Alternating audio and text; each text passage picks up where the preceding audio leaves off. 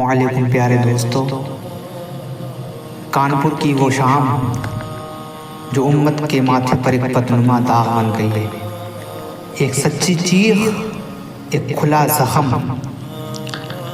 دنیا فانی ہے اور ہر دن کسی نہ کسی آزمائش، حادثے یا رسوائی کی خبر لے کر طلوع ہوتا ہے، لیکن بعض خبریں صرف حادثہ نہیں ہوتی، وہ صدیوں کے اعتماد، نسلوں کی تربیت اور امت کی غیرت پر سوالیہ نشان بن کر ابھرتی ہیں۔ ایسا ہی ایک لرزہ خیز واقعہ حالیہ دنوں میں کانپور کے گھنٹہ گھر اوئے ہوٹل میں پیش آیا، جہاں 5 مسلم لڑکیاں جسم فروشی جیسے گھنونے کاروبار میں پولیس کے ہاتھوں گرفتار ہوئیں، اور جب حقیقت کا پردہ چاک ہوا تو زمین کانپی، آسمان تھر تھرایا، اور وہ ہر شخص جس کے سینے میں دل اور ضمیر بیدار ہے ساکت رہ گیا۔ ان لڑکیوں کے بارے میں جو بات سب سے زیادہ روح فرسا ہے وہ یہ ہے کہ یہ سب لڑکیاں اپنے گھروں سے مدرسے میں تعلیم حاصل کرنے کے نام پر نکلا کرتی تھیں۔ ان میں سے ایک لڑکی باقاعدہ عالمہ کورس کر رہی تھی۔ یہ سن کر وہ لوگ جن کے لیے دین محض ایک نصاب نہیں بلکہ زندگی کا تنفس ہے، ان کے دل پھٹ گئے۔ کیا دین کے مقدس اداروں کے سائے میں یہ ناپاک سوداگری ہوگی؟ کیا مدرسے کی چادر میں یہ بے حیائی چھپی ہوئی ہے؟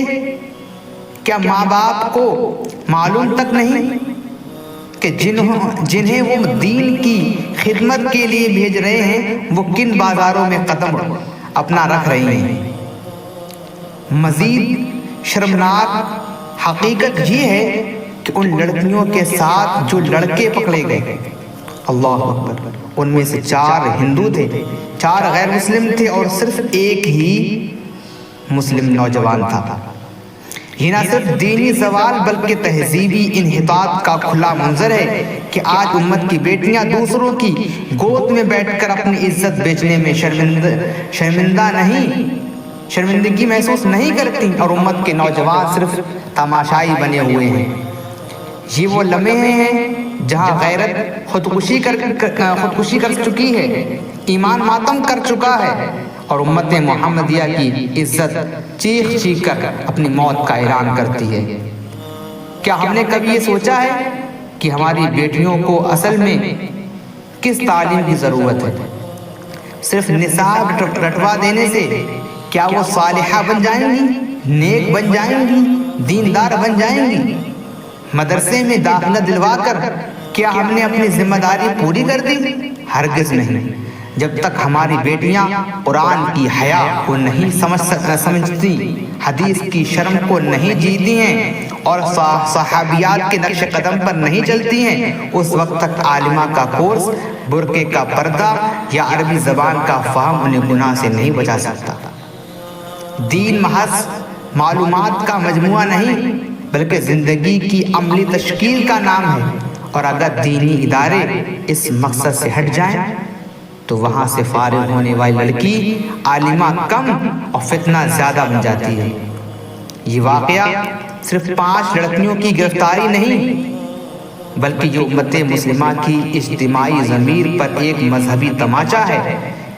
یہ بتا رہا ہے کہ ہم نے دین کے نام پر جو ادارے کھولے وہاں علم تو ملا مگر عمل چھوٹ گیا، قواعد تو یاد کرائے گئے مگر قلب کی اصلاح نہ ہو سکی، عربی تو سکھائی گئی مگر تقویٰ کا رنگ نہ چڑھ سکا، اور نتیجہ یہ نکلا کہ حیا کی دعویدار، پردے کی تصویر، مدرسے کی شاگردہ ہوٹلوں کی زینت بن بیٹھے۔